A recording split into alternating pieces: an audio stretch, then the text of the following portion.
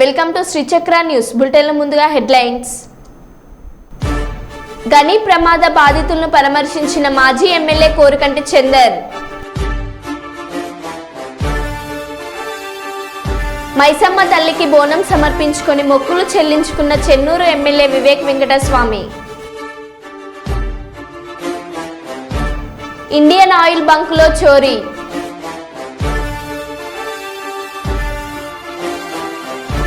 కట్ట మైసమ్మకు పట్టు వస్త్రాలు సమర్పించిన మంత్రి కొండ సురేఖ. 2 లక్షల రుణమాఫీపై సీఎం ప్రకటన.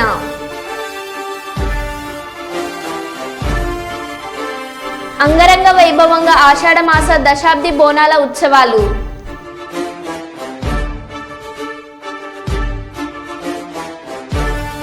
బిఎస్ఎన్ఎల్ సెల్ టవర్ ఎక్కి హల్చల్. గుడ్లు దొంగతనం చేసిన హెడ్ మాస్టర్.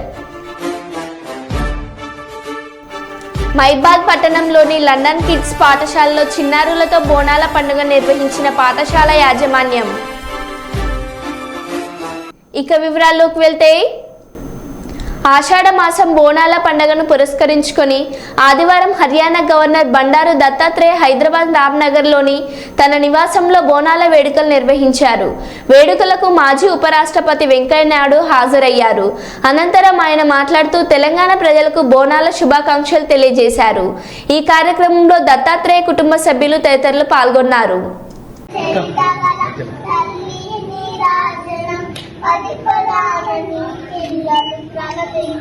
శుభతరుణం జై తెలంగాణ, జై జై తెలంగాణ, జై తెలంగాణ, జై జై తెలంగాణ. జానపద జన జీవన కవితాయ వైతాయ కళలామందిరాలు జాతిని జాగృతి గీతాల జనజాత అనునిత్యం మీ గానం. జై తెలంగాణ, జై జై తెలంగాణ, జై తెలంగాణ, జై జై తెలంగాణ. शब्द ही नहीं जो इनका शुक्रिया करे, हाथ जोड़ मोदी को अंदर कर जाए पाया भूमिना जो फूल पानी जो वतन के नाम आया. चलना उसे लिख के आज के अरे भारत माटी तेरा देश पहले, दुनिया के सारे पीछे मेरा देश पहले. सरकार पे चलता रहेगा, सरकार आएगी जाएगी. పారిస్ ఒలింపిక్స్ లో భారత షూటర్ మన్ బాకర్ కాంస్య పతకం సాధించి చరిత్ర సృష్టించింది. ఆమె 10 మీటర్ల ఎయిర్ పిస్టల్ ఈవెంట్ లో కాంస్య పతకాన్ని గెలుచుకుంది. ఈ సందర్భంగా ప్రధాని మోదీ ఆమెతో ఫోన్లో మాట్లాడారు. ఆమెకు ప్రత్యేక అభినందనలు తెలిపారు. భారత్ తరపున షూటింగ్ లో పతకం గెలిచిన తొలి మహిళగా రికార్డులకు ఎక్కడంతో ఈ విజయం మరింత ప్రత్యేకంగా మారిందని పేర్కొన్నారు. ఇది అపురూపమైన విజయమని తెలిపారు. नमस्ते, मैं प्रधानमंत्री जी की कार्यालय से बोल रहा हूँ. प्रधानमंत्री जी बात करके मैं दे रहा हूँ. जी नमस्ते सर. जी.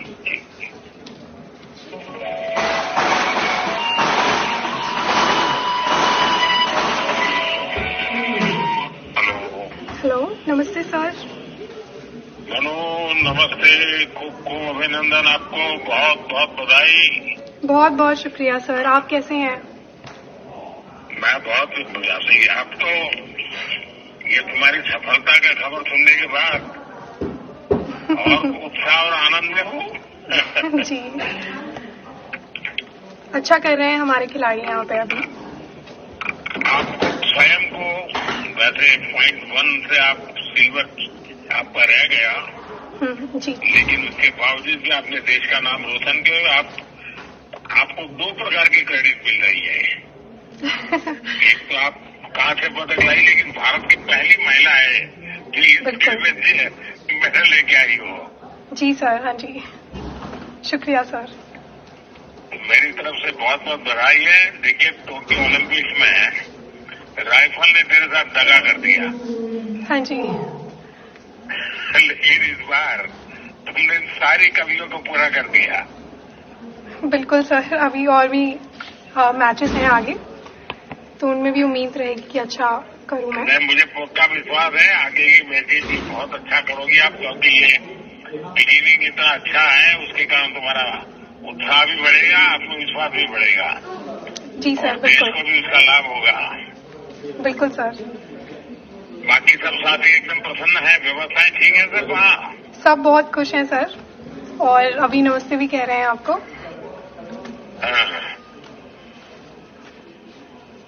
हमने भी कोशिश की है कि वहाँ जितना ज्यादा सुविधाएं मिले सब हमारे खिलाड़ियों को, खेल की दृष्टि से जो कंफर्ट चाहिए सब देने का प्रयास तो किया है। अच्छा सर, अभी तो सब कुछ है हमारे पास, तो सारे प्रयास सफल रहे आपके, मुझे लगता है सब नहीं, आप लोगों की मेहनत रंग लाने वाली है। बिल्कुल बिल्कुल। हाँ जी, चलिए तो घर में बात हुई है रामकृष्ण जी से? अभी तो नहीं हुई सर, शाम को घर जाके करूंगी, जब रूम पे जाएंगे तब बात होगी घर पे। हाँ जी, क्योंकि हमारे पापा को बहुत खुशी होगी क्योंकि उन्होंने तुम्हें बहुत प्रोत्साहित किया है। बिल्कुल, माँ भी और पिताजी भी और भाई भी। जी चलिए, मेरी तरफ से बहुत बहुत आशीर्वाद है। बहुत बहुत शुक्रिया sir. Thank you, thank you. जी नमस्ते सर। నాగూర్ కర్నూలు జిల్లా కల్వకుర్తిలో స్వర్గీయ సూదిని జైపాల్ రెడ్డి గారి సంస్మరణ సభ అనంతరం కొట్ర చౌరస్తాలో ఆ మహనీయుడి కాంస్య విగ్రహాన్ని ముఖ్యమంత్రి శ్రీ రేవంత్ రెడ్డి ఆవిష్కరించారు.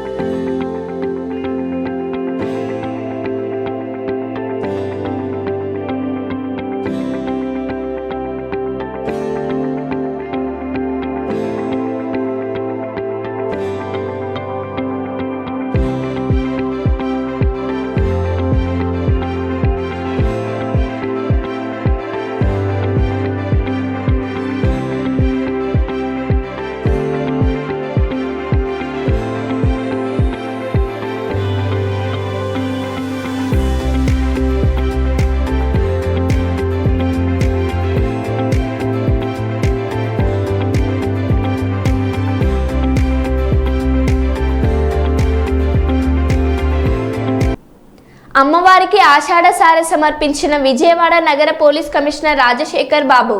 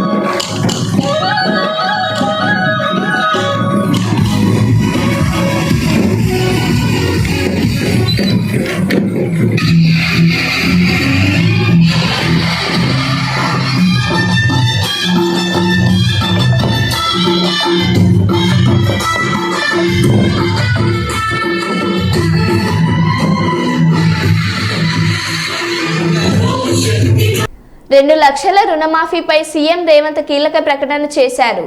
రైతు రుణమాఫీ కింద ఇప్పటికే 6093 కోట్ల ఇచ్చామని అన్నారు. జూలై 31కి ముందే 1.50 లక్షల వరకు ఉన్న రైతుల రుణమాఫీలను మాఫీ చేస్తామని అన్నారు. ఆగస్టు 2 నుంచి 14 వరకు విదేశీల్లో పర్యటిస్తామని అన్నారు. తిరిగి రాగానే ఆగస్టులో 2 లక్షల రుణమాఫీ కూడా చేసి తీరుతామన్నారు. రైతుల రుణం తీర్చుకుంటామని కల్వకుర్తి సభలో సీఎం స్పష్టం చేశారు. రైతాంగానికి నేను మాట ఇస్తున్నా, జూలై 31 తారీఖు దాటకంటే ముందే 1,50,000 రూపాయలు ఉన్న ప్రతి రైతుకు మళ్ళీ రెండో విడత ఖచ్చితంగా 30 తారీఖు జూలై దాటకంటే ముందే 1,50,000 రూపాయల మీ బాకీని చెల్లించి రైతు రుణం తీర్చుకుంటా అని చెప్పి ఈ కల్వకుర్తి గడ్డ మీద నుంచి నేను మాట ఇస్తున్నా. ఇదే కాదు, 2 తారీఖు నుంచి 14 తారీఖు వరకు నేను విదేశీ పర్యటనకు వెళ్తున్నా. వచ్చిన ఎంబడే 2 లక్షల రూపాయల వరకు రైతులకు ఉన్న రుణాలను మొత్తాన్ని ఆగస్టు నెలలో పూర్తి చేసి మీకు ఇచ్చిన మాట నిలబెట్టుకొని తెలంగాణ రైతాంగం యొక్క రుణం తీర్చి మీ రుణము తీర్చుకునే బాధ్యత ఇచ్చినందుకు మీకు కృతజ్ఞత చెప్పుకునే అవకాశం ఆగస్టు నెలలో నేను తీసుకుంటాను తెలియజేస్తున్నా. అందుకే ఆషాఢ మాస బోనాల ఉత్సవాల సందర్భంగా బోరబండలో పెద్ద ఎత్తున కార్యక్రమాలు ఏర్పాటు చేశారు. అమ్మవారి ఆశీర్వాదంతో అందరూ సుఖ సంతోషాలతో ఆయుర ఆరోగ్యాలతో ఉండాలని ప్రజాపాలన ద్వారా సీఎం రేవంత్ రెడ్డి గారి నాయకత్వంలో 6 గ్యారంటీ స్కీమ్స్ అమలు చేస్తుందని అన్నారు. మంచి వర్షాలు పడాలి, సమృద్ధిగా పంటలు పండాలి. ప్రజల సహకారంతో జంట నగరాల్లో బోనాలు విజయవంతంగా కొనసాగుతున్నాయి. బోనాల ఉత్సవాలకు ప్రభుత్వం తరపున ఎలాంటి ఇబ్బందులు లేకుండా అన్ని ఏర్పాట్లు చేశామని అన్నారు. మనమంతా ఆరోగ్యంగా ఉండాలని అమ్మవారిని ప్రార్థిస్తున్నా అని అన్నారు.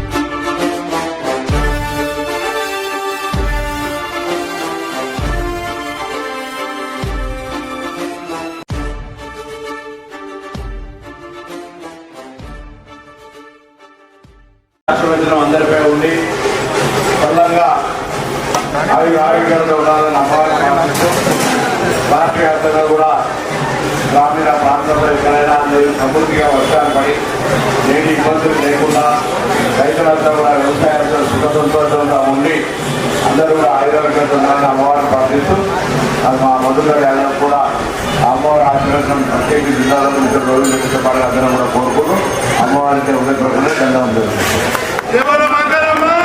రంగారెడ్డి జిల్లా తలకొండపల్లి మండలం బుడ్డతండాకు చెందిన సోమ్ల నాయక్ మండల కేంద్రంలో బిఎస్ఎన్ఎల్ సెల్ టవర్ ఎక్కి హల్చల్ చేసిన సంఘటన ఆదివారం చోటు చేసుకుంది. తన పేరు మీద ఉన్న 10 గుంటల వ్యవసాయ పొలం తనకు ఇప్పించాలని పోలీసులకు ఫిర్యాదు చేసినా పట్టించుకోవడం లేదంటూ బిఎస్ఎన్ఎల్ టవర్ ఎక్కి హల్చల్ చేశాడు. స్థానికులు పోలీసులు ఎంత ప్రయత్నం చేసినా టవర్పై నిలబడి నిరసన తెలిపారు. తన భూమి సమస్య పరిష్కారం చేయడం లేదని వాపోయాడు.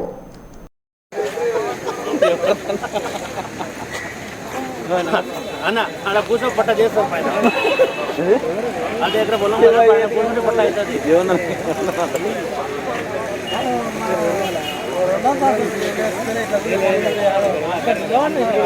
అదో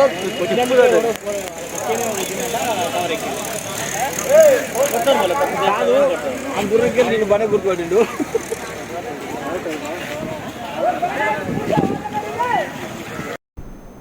ముఖ్యమంత్రి ఆదేశాల ప్రకారం 2 రోజులుగా వరద ప్రభావిత ప్రాంతాలను పరిశీలించిన మంత్రులు పునరావాస కేంద్రాలకు వెళ్లి బాధితులతో మాట్లాడి ప్రభుత్వ సహాయం అందుతున్న తీరుని అడిగి తెలుసుకుంటున్న మంత్రులు, నష్టపోయిన రైతుల నుంచి వివరాలు అడిగి తెలుసుకున్న మంత్రులు, నిత్యావసర సరుకులతో పాటు తక్షణ సాయంగా కుటుంబానికి 3,000 చొప్పున అందజేత, గోదావరి పరివాహక ప్రాంతంలో బలహీనంగా ఉన్న 7 గేట్లను గుర్తించి రక్షణ ఏర్పాట్లకు చర్యలు చేపట్టారు.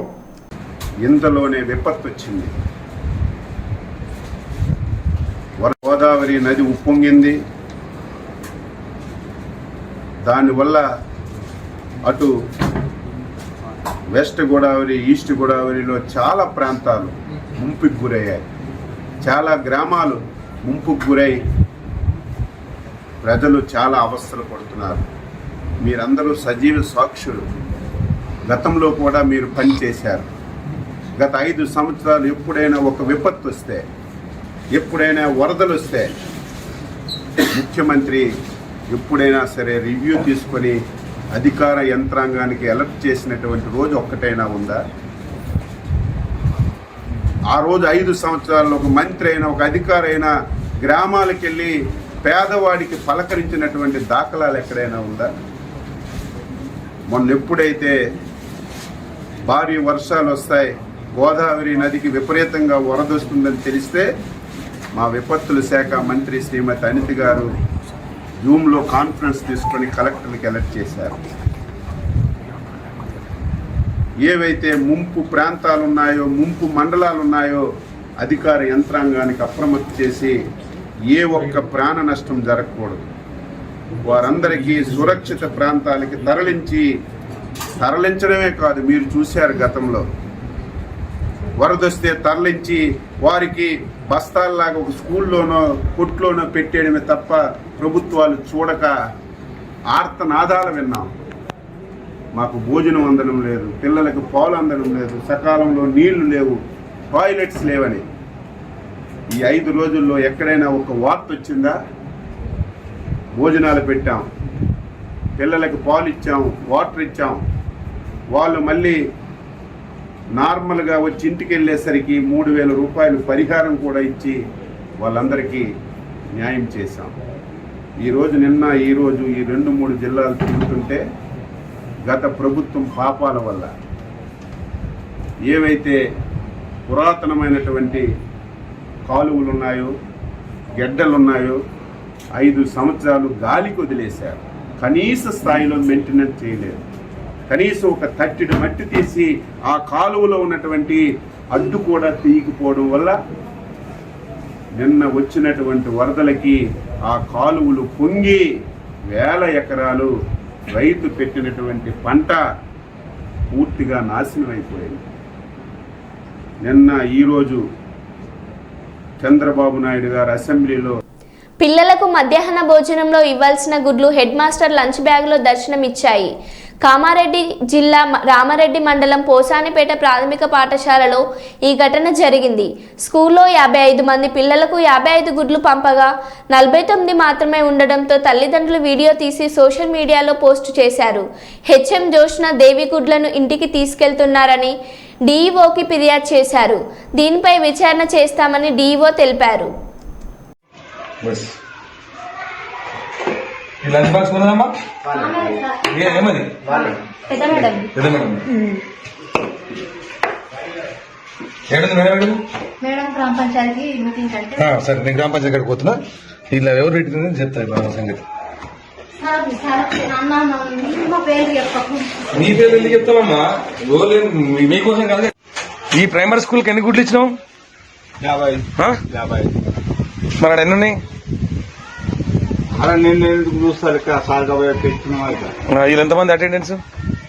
55 మంది అటెండెన్స్. 49 రికార్డు ఉందా? మరి గుడ్లు ట్రైలర్లో తక్కువ వచ్చినాయి.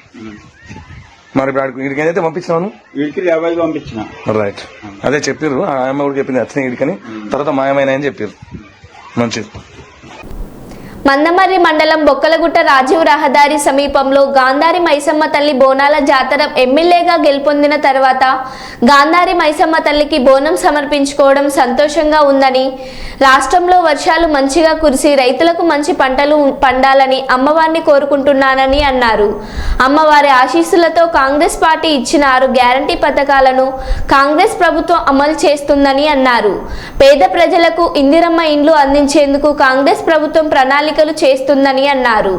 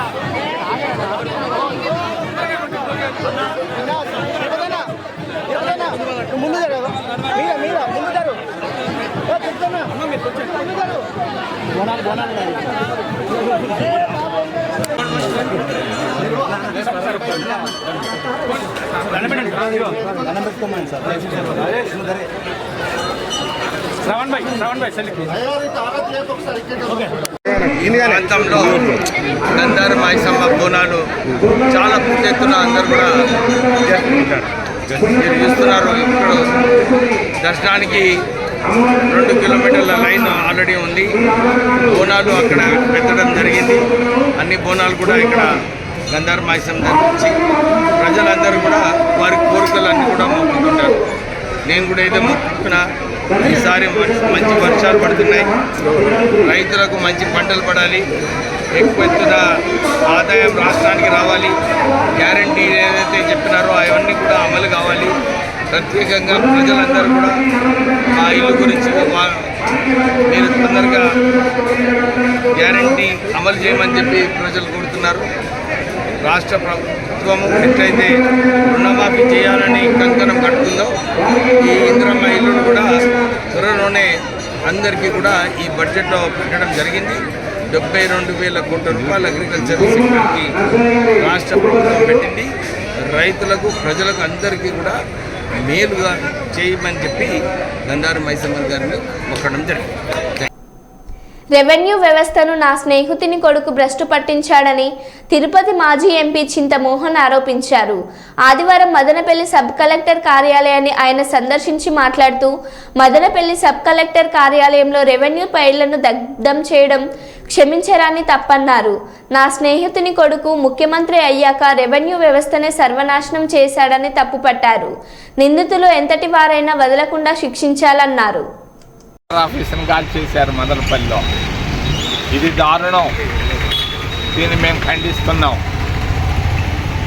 మరి ఎందుకు కాల్చారు దీన్ని? అవసరం ఏముంది? వేల ఎకరాల భూములకు సంబంధించిన రికార్డులను కాల్చడంలో ఆంతర్యం తెలుసుకోవాల్సిన అవసరం ఉంది. నేను పోలీసు వాళ్ళను కూడా నేను అభినందిస్తున్నా. ఈరోజు పేపర్లో చూశాను, బాగా చక్కగా అన్ని విషయాలు బయటపడుతున్నాయి. వాళ్ళు ఎంత పెద్దవాళ్ళైనా కూడా వెంటనే దీనిపైన చర్యలు తీసుకోవాల్సిందిగా నేను తెలియజేస్తాను. ఒకప్పుడు జమాబద్దీ లెక్కలు ఉండేది, మరి అడంగులాలు ఉండేది. ఈ అడంగులాలు, జమాబందీ లెక్కలు, రెవెన్యూ బోర్డులు, రెవెన్యూ రికార్డులు ఎన్నిటినీ తారుమారు చేసినటువంటి ఘనత నా మిత్రుడు కుమారుడికే దక్కింది. రెవెన్యూ వ్యవస్థను భ్రష్టు పట్టించేశారు. మరి అవసరం ఏమొచ్చింది?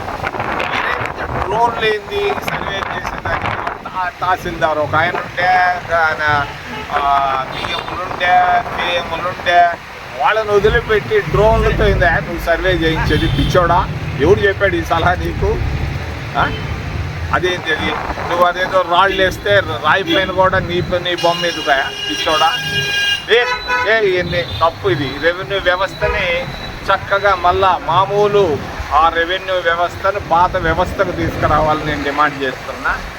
మరి రాష్ట్రంలో అటు ఆంధ్రప్రదేశ్ సంయుక్త రాష్ట్రంలో భ్రష్టు పట్టించినటువంటి కుటుంబాలు 2 కుటుంబాలు, ఒకటి తెలంగాణలో, ఇంకొకటి ఆంధ్రప్రదేశ్ రాష్ట్రంలో. 10 సంవత్సరాలు అక్కడ పరిపాలించి వేల కోట్లు సంపాదించుకొని అధికారాన్ని బాగొట్టుకొని అల్లాడుతున్నాడు ఒక ఆయన.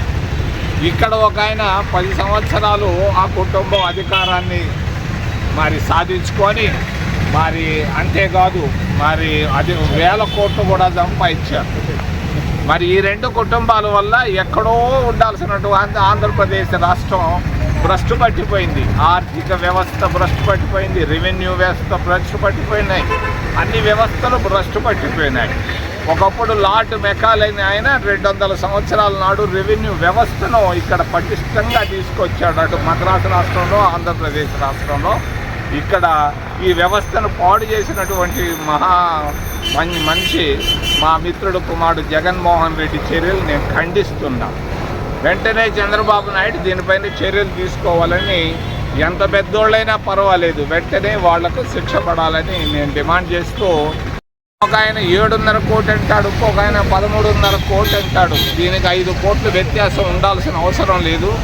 ఇది కల్లూరు మండలం చెట్లమల్లాపురం గ్రామానికి చెందిన యువ రైతు మరియు టీడీపీ కార్యకర్తలు ఎల్లారాముడు ప్రమాదవశాత్తు విద్యుత్ షాక్తో నిన్న మృతి చెందడంతో ఈరోజు కర్నూలు ప్రభుత్వ ఆసుపత్రిలో గల మార్చురీ దగ్గర అతని కుటుంబ సభ్యులను పరామర్శించిన పాణ్యం ఎమ్మెల్యే శ్రీమతి గౌరు చరితారెడ్డి.